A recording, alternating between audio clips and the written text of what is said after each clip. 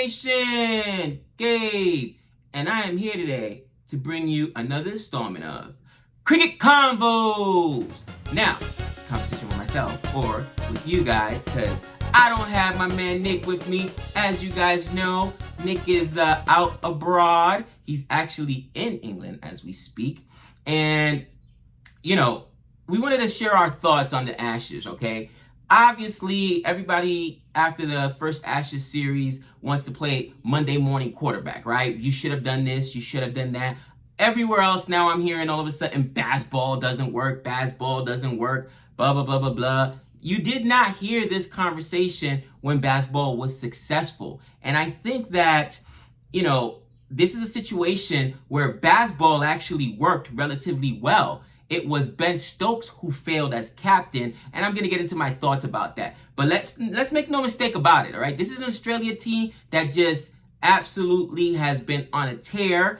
Just gave it to India not too long ago. Sorry, Nick. I mean, come on. Australia has now won a T20 championship. They've won a WTC championship. Let's be real. This team is absolutely stacked. Paddy Cummins is a G. All right, and it was going to be a tough task for England to go ahead, especially with the rain and how this game started off, for England to win this game. Everybody thought it was going to be a draw at some point, right?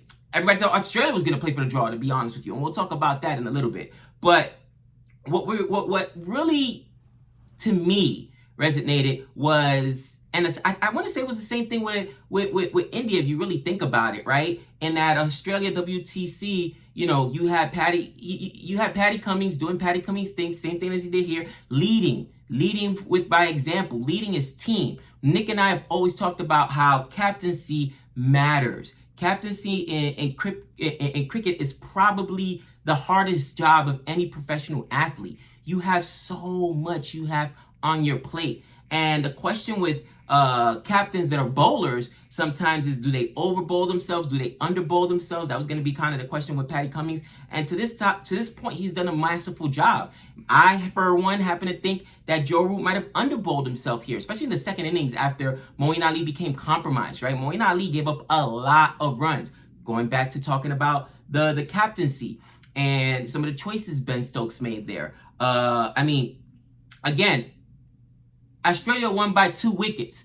This thing could have been a draw. So let's stop the conversation right now. Bazball doesn't work. Listen, Bazball is good for the game. It's bringing people to the seats. It's bringing people a younger audience that you need in cricket. So I'm for it, okay? I'm absolutely for it. I'm not going to abandon it because, you know, England did not win this match, although I was rooting for Australia. But this match ended up being a classic, guys. Let's just be real. All right, Nick and I were talking about how the last Ashes, one of the best matches was the draw where Jimmy Anderson and Stuart Broad, when they were in Australia, were the two on crease, and you've got Australia trying to knock them over so they could get a complete whitewash, and that was the one match that ended up being a draw because Jimmy Anderson would not go. Stuart Broad would not go. Those guys were out there battling. It was amazing to see that. And in this case, it was Paddy Cummins and Nathan Lyon who said, no, we're going to go for the win. We're going to go for the win. Everybody expects a draw here. We're going to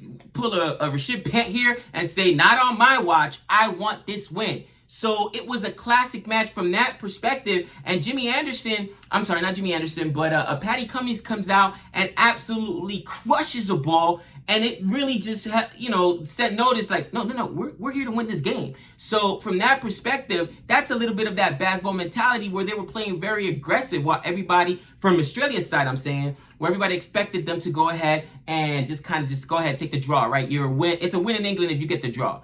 With that being said, right, let's talk about the failures of one Ben Stokes. And first and foremost, you know, Ben Stokes in the first inning gets bowled out for what? 1 run, I think. Hazelwood gets some, caught by Alex Carey, get 8 balls, 1 run. That's not going to do it. Guys, that's not going to cut it. In the second innings, obviously a much better performance, but 43 runs. He wasn't even the leading scorer. Harry Brook and Joe Root both have 46. So Ben Stokes honestly struggled as a captain, in my opinion, and as a batsman in this game. You know, I think he criminally underutilized himself. And we've talked about how Stokes can bowl, and his economy rate was kind of high in the first innings, but in the second innings it was super low, 150 economy rate, or 130, excuse me. Got himself a wicket, 2 maiden overs, but yet, you know, he's got Moeen Ali out there getting pumped for 57 runs and, you know, 14 overs, a 410 economy rate. Again, one of those things, guys, where I don't know, he just criminally, in my opinion, just did not he got out-captained. Let's just be real, all right? I don't know what's going on with England and their bowlers. I saw this as well when Joe Root was bowling.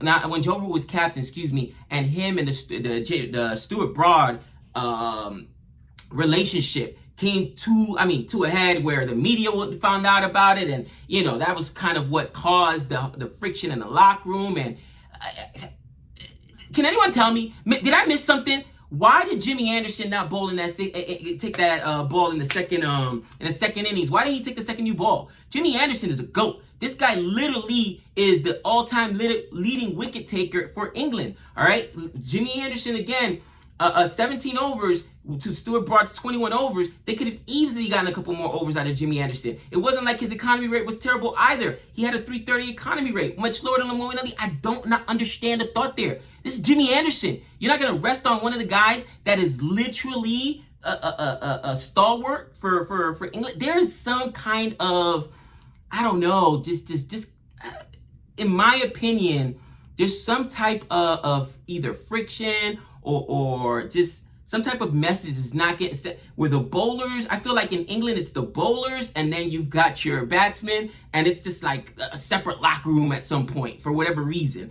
And let me know in the comment section if I'm wrong. Go back to the Stuart Broad issues with Joe Root when they were captaincy, and maybe that comes from up above. But it's the same thing. What happened there? That was a mistake in my opinion, from Joe Root, not Joe Root, sorry. Well, again, I'm keep saying Joe Root because Joe Root had the issues with Stuart Broad resting.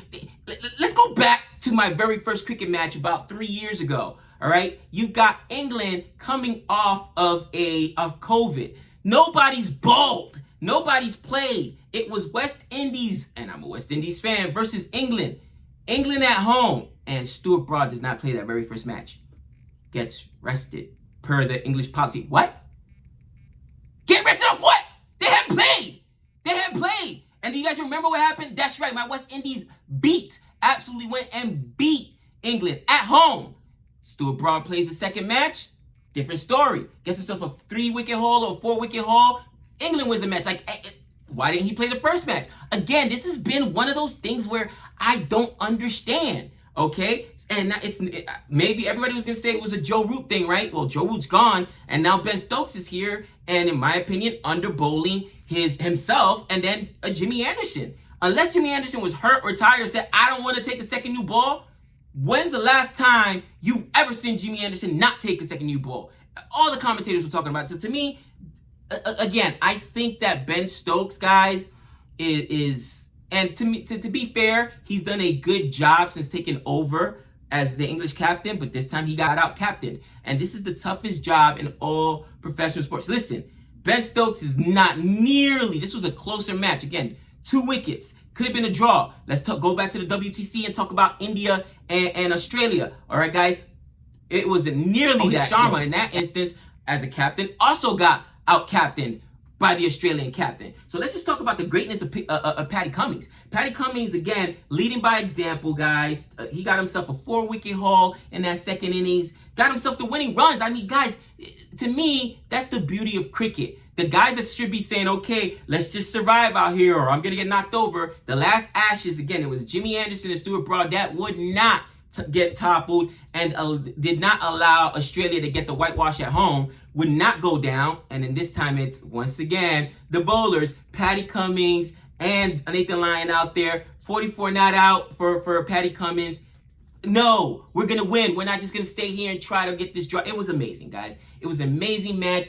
We all know the stats. Jimmy Anderson, we all know. You're not here for that. All right, I'm not here for that. You guys can go to Quick Buzz or go to ESPN Quick Info. I'm here to talk about how Bazball is a success. And in my opinion, Australia employed some Bazball in that second innings where everybody thought it was going to be a draw and they played aggressive to win. It wasn't the failure of Bazball, all right? They didn't get blown out here. They lost by 2 wickets. It was the failure of a Ben Stokes making poor decisions, in my opinion, and getting out-captained. But those are just my opinion, guys. We want you guys to share your opinions. Am I completely wrong? Am I completely off base? I am so interested to see what happens in the second test match. I promise you. And I'm rooting for Australia. But if Jimmy Anderson or Stuart Broad are rested for the second Ashes, I'm going to lose my mind. Because then it's just, what are we doing here? What are we doing here? Are you here to win or not? But please, don't forget to like and subscribe. Share any comments below. Be kind. And if you guys see Nick out there in England, make sure you guys say hi from CFA Nation. All right, guys. Until next time, that's 6 runs.